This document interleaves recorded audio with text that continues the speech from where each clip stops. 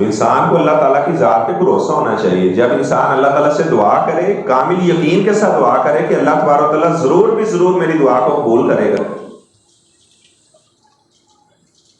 تو انبیاء کرام وہ سب سے زیادہ اللہ تعالیٰ کی ذات پہ بھروسہ کرنے والے تھے. جس بندے کا جتنا زیادہ ایمان قوی اور مضبوط ہوتا ہے اتنا ہی اس کا اللہ تعالیٰ کی ذات پہ یقین اور اعتماد ہوتا ہے کہ اللہ تبارک و تعالیٰ مجھے، اگر میں اللہ تعالیٰ سے دعا کروں گا تو اللہ تبارک و تعالیٰ کبھی مجھے مایوس نہیں کریں گے. حضرت یعقوب علیہ السلام نے بھی اپنے بیٹوں سے کہا تھا لا تیأسوا من روح اللہ، اللہ کی رحمت سے کبھی مایوس نہ ہونا. ہمیشہ اللہ تعالیٰ کی رحمت پر آپ نے یقین کرنا ہے، اللہ تعالیٰ کی ذات پہ توکل کرنا ہے. اللہ تبارک و تعالیٰ کبھی آپ کو آپ کی یعنی امید کے خلاف نہیں ہونے دے گا، کیونکہ اللہ کا جو بھی وعدہ ہوتا ہے اللہ کا وعدہ سچا ہوتا ہے اور اللہ تعالیٰ کبھی بھی اپنے وعدے کی خلاف ورزی نہیں کرتا. انسان کی امید کے مطابق ہی اللہ تعالیٰ اس کے ساتھ معاملہ کرتے ہیں. جتنا انسان کا یقین ہوتا ہے اس کے مطابق ہی اس کے ساتھ اللہ تعالیٰ کی طرف سے معاملہ کیا جاتا ہے. قرآن جیت میں اللہ تعالیٰ ارشاد فرماتے ہیں کہ جب موسیٰ علیہ السلام کی ولادت کا وقت آیا تو ان کی والدہ ڈرنے لگی، کیونکہ فرعون کے سپاہی وہ چکر لگاتے تھے جس کے گھر میں بچہ پیدا ہوتا تو اسے پکڑ کے ذبح کر دیتے، قتل کر دیتے. تو موسیٰ علیہ السلام کی والدہ کا حمل اللہ تبارک و تعالیٰ نے وہ دائیوں کے لیے ظاہر ہی نہ ہونے دیا. نہ تو ان کے رنگ کے اندر کوئی تغیر آیا، جس طرح پریگنینسی کی حالت میں عورتوں کے رنگ میں تبدیلی آ جاتی ہے، اور نہ ہی ان کے دودھ کے اثرات وہ ظاہر ہوئے، اور نہ ہی ان کا پیٹ ظاہر ہوا. تو جب موسیٰ علیہ السلام اس دنیا میں آئے تو ان کی والدہ ڈرنے لگی، یہ نہ ہو کہ اس کے سپاہی آئے اور بچے کو پکڑ کر لے جائیں. تو اللہ تعالیٰ فرماتے ہیں وَأَوْحَيْنَا إِلَىٰ أُمِّ مُوسَىٰ، ہم نے موسیٰ علیہ السلام کی والدہ کے دل میں الہام کیا، کیونکہ کوئی عورت کو نبیہ نہیں بن کر آئی. جتنے بھی نبی بن کر آئے وہ سارے کے سارے مرد تھے، کسی عورت کو اللہ تعالیٰ نے نبیہ نہیں بنایا. تو اللہ تعالیٰ نے اس کے دل میں الہام کیا وَأَوْحَيْنَا إِلَىٰ أُمِّ مُوسَىٰ أَنْ أَرْضِعِيهِ، آپ اس بچے کو دودھ پلائیں. فَإِذَا خِفْتِ عَلَيْهِ، جب آپ اس بچے کے بارے میں ڈر محسوس کریں کہ فرعون کے سپاہی نہ آ جائیں، فَإِذَا خِفْتِ عَلَيْهِ فَأَلْقِيهِ فِي الْيَمِّ، ایک تابوت آپ لے لینا اور آپ اس بچے کو اس تابوت میں رکھ کر اور اس کے بعد سمندر میں پھینک دینا، دریائے نیل میں آپ اسے ڈال دینا. وَلَا تَخَافِي وَلَا تَحْزَنِي، آپ نے فرعون کے بارے میں ڈر نہیں محسوس کرنا کہ فرعون کے اس بچے کو وہ ذبح کر دے گا، قتل کروا دے گا، ایسا نہیں ہوگا. وَلَا تَحْزَنِي، اور اس بچے کی جدائی کا بھی آپ نے غم نہیں لینا. یہ اب اللہ تبارک و تعالیٰ حضرت موسیٰ علیہ السلام کی والدہ کے دل میں الہام کر رہے ہیں.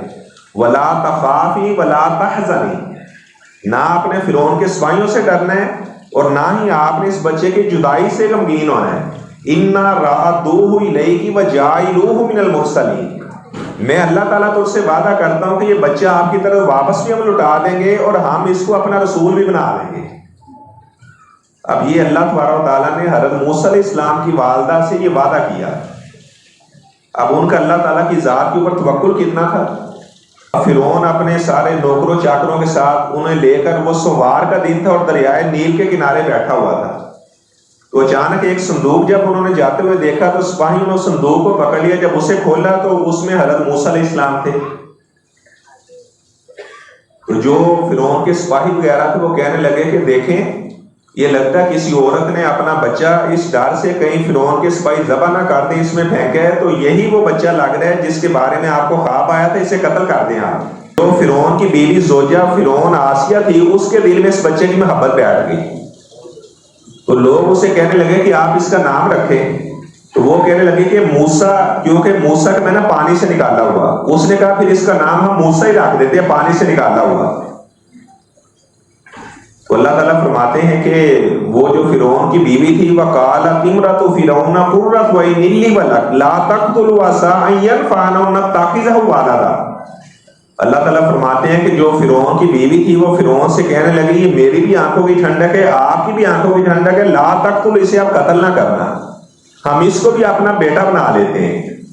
تو اللہ تعالیٰ فرماتے ہیں کہ ان کو اس بات کا علم نہیں تھا کہ یہی حضرت موسیٰ علیہ السلام ہیں. وَأَصْبَحَ فُؤَادُ أُمِّ مُوسَىٰ فَارِغًا، اللہ تعالیٰ فرماتے ہیں کہ موسیٰ علیہ السلام کی والدہ کو بہت زیادہ گھبرائی ہوئی تھی. قریب تھا کہ وہ اپنا راز آؤٹ کر دیتی. لولا ان ربطنا علی قلبها، اگر ہم اس کے دل کو مضبوط نہ کرتے. تو پتہ چلا کہ دلوں کو مضبوط کرنے والا وہ اللہ تعالیٰ کی ذات ہے. اللہ تعالیٰ فرماتے ہیں کہ ہم نے اس کے دل کو مضبوط کر دیا, ہم نے اسے ثابت قدم بنا دیا, نہ تو اس کی آنکھوں میں آنسو آئے اور نہ ہی اس نے جزا فتح کی. تو جب اس بچے کو پھینکا تھا دریا میں تو انہوں نے اپنی بیٹی سے کہا تھا وَقَالَتْ لِأُخْتِهِ قُصِّيهِ فَبَصُرَتْ بِهِ عَنْ جُنُوبٍ وَهُمْ لَا يَشْعُرُونَ.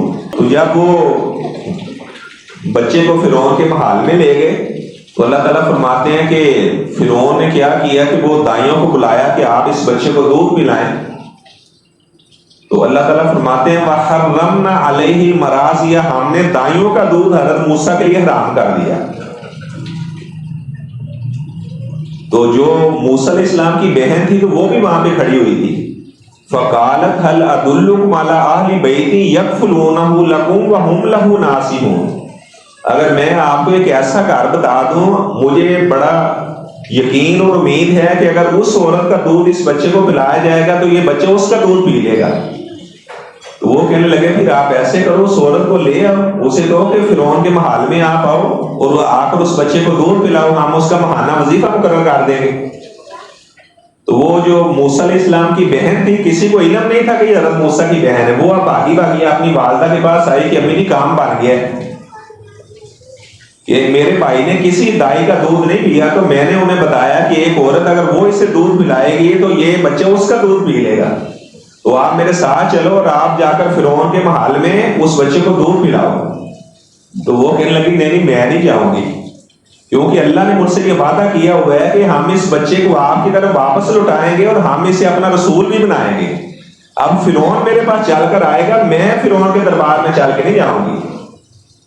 تو موسیٰ علیہ السلام کی جو بہن تھی وہ واپس گئی, اس نے جا کر بتایا کہ وہ عورت یہاں پہ آنے کو تیار نہیں ہے. تو ایسا بھی منظر پھر اللہ تعالیٰ نے دکھایا کہ اب فرعون نے اپنے سارے فوجیوں کے ساتھ, اپنی بیوی کے ساتھ, وہ سارا لشکر سمیت لے کر وہ حضرت موسیٰ علیہ السلام کی والدہ کے پاس آیا. تو اللہ تعالیٰ فرماتے ہیں کہ فَرَدَدْنَاهُ إِلَىٰ أُمِّهِ, جیسے حضرت موسیٰ علیہ السلام کی والدہ نے انہیں اپنے سینے کے ساتھ لگایا تو حضرت موسیٰ نے دودھ پینا شروع کر دیا. اب فرعون کہنے لگا کہ آپ روزانہ ہمارے محل میں آؤ, اس بچے کو ادھر آ کر آپ دودھ پلایا کرو, آپ کی ہم تنخواہ مقرر کر دیتے ہیں. انہوں نے کہا کہ نہیں ایسے نہیں ہوگا, یہ بچہ میرے پاس ہی رہے گا. اگر آپ اس بات سے اتفاق کرتے ہیں کہ یہ بچہ میرے پاس رہے اور میں اسے دودھ پلاؤں تو یہ بچہ میرے گھر میں رہے گا, ادھر رہ کر ہی ایسے دودھ پلاؤں گی, آپ کے محل میں نہیں جاؤں گی.